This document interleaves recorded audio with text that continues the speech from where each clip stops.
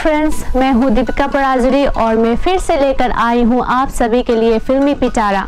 अपन TV के इस खास प्रोग्राम में आप सभी का स्वागत है। दोस्तों, पिछले वीक न सिर्फ बॉलीवुड के लिए बल्कि दुनिया के उन सभी लोगों के लिए जो फिल्में देखते हैं और बॉलीवुड उनके एक लाइफ का हिस्सा है, बड़ा दुख भरा रहा। बॉलीवुड की पहले फीमेल सुपरस्टार और खूबसूरत अदाकारा श्रीदेवी ने दुनिया को कह दिया अलविदा। सबसे पहले फिल्मी पिटारा की तरफ से हम उन्हें श्रद्धांजलि देते हैं और उनके लाइफ के बारे में बात करेंगे आगे। इस महीने फिल्म रिलीज होने के लिए तैयार है बहुत से और हम उन्हीं में से रेड, हिचकी और दासदेव की बात करेंगे। तो सबसे पहले बात करते हैं रेड की। एक बार फिर अजय देवगन अपने पुराने अवतार में नजर आने वाले हैं। रेड को देखकर आपको गंगा जल के एसीपी अमित की याद आ जाएगी। इसमें वो मुख्य भूमिका में है जबकि इलियाना डिक्रूज उनकी वाइफ बनी हुई है। फिल्म की कहानी एक रेड के इर्द गिर्द घूमती है। फिल्म की शूटिंग यूपी के लखनऊ और बरेली में हुई है। सौरभ शुक्ला भी फिल्म में देखने वाले हैं, लेकिन वो इस बार कॉमेडी नहीं कर रहे। फिल्म में नुसरत फतेह अली खान साहब का एक फेमस गाना सानू एक पल चैन न आए वो रखा गया है, जिससे फिल्म में काफ़ी धूम मचा रही है और गाया है राहत फतेह अली खान ने। जी हाँ दोस्तों, ये गाना आपको दिखाऊंगी, देखिए। तो ये तो थी रेड की बातें और अब बात करेंगे हिचकी की। मर्दानी के बाद लगभग 4 साल बाद रानी मुखर्जी की एक मूवी आ रही है जिसका नाम है हिचकी। ये स्टार्स के बैनर तले बनी हिचकी का डायरेक्शन किया है सिद्धार्थ पी मल्होत्रा ने। हिचकी में रानी एक ऐसी लड़की की भूमिका निभा रही है जिसे हिचकी की बीमारी है और कुछ भी बोलते समय वो हिचकी लेती है। रानी जिन फिल्म में नाम है नैना माथुर और वो एक स्कूल टीचर है। और उसके बाद क्या होता है ये जानने के लिए आपको देखनी होगी हिचकी। हालांकि ये एक Hollywood movie front of the class पर बेस्ड है जो 2008 में आई थी।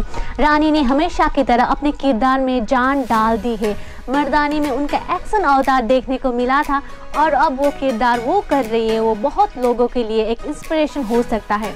फिल्म का टाइटल सॉन्ग ओए हिचकी, जिसे हर्षदीप कौर ने गाया है, बहुत ही खूबसूरत बनी है। अब देखते हैं रानी की हिचकी बॉक्स ऑफिस पर क्या धमाल मचाती है। और अब बात करते हैं दासदेव की। अगर आपने दिलीप कुमार की देवदास नहीं देखी है या फिर शाहरुख की देवदास भी नहीं देखी है या फिर अनुराग कश्यप की देवडी भी नहीं देखी है तो कोई बात नहीं है, क्योंकि देवदास एक बार फिर से आ गई एक नए अवतार में। दोस्तों, मैं आपसे एक और इन्फॉर्मेशन शेयर करना चाहती हूँ।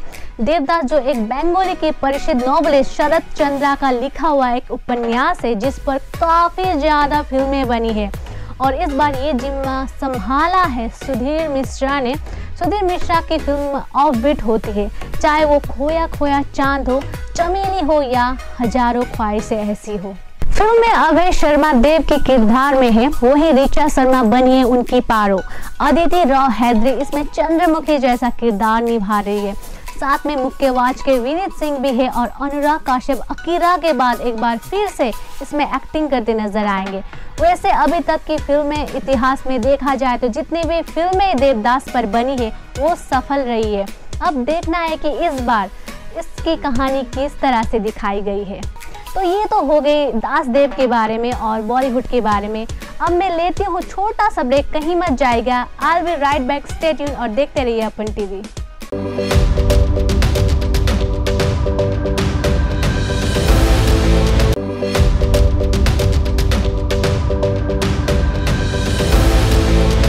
Welcome back friends. ब्रेक के बाद आप सभी का स्वागत है फिल्मी पिटारा में।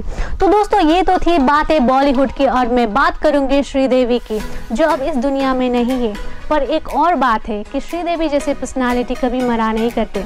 13 अगस्त 1963 को मद्रास में जन्मी श्रीदेवी जी ने सिर्फ 4 साल की उम्र में फिल्मों की दुनिया में कदम रखा। तमिल, मलयालम, कन्नड़, तेलुगु और हिंदी को मिलकर उन्होंने पूरे 300 फिल्मों में काम किया, इसलिए उनके फैंस सिर्फ बॉलीवुड तक सीमित नहीं है।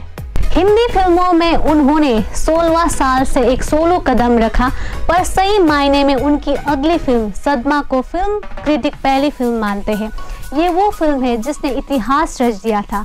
उनके द्वारा निभाया गया उनका किरदार इस फिल्म को क्लासिक फिल्म की कैटेगरी में ले गया और सदमा वर्ल्ड सिनेमा की सबसे बेहतरीन मूवीज में से एक मानी जाती है।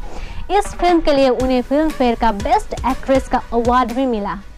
इसके बाद तो हिम्मत वाला, तोहफा, सरफरोश, मास्टर जी, नगीना, आखिरी रास्ता, कर्मा, मिस्टर इंडिया, निगाहें, चांदनी, चालबाज, इतना लंबा लिस्ट है, एक साथ बताने भी मुश्किल है।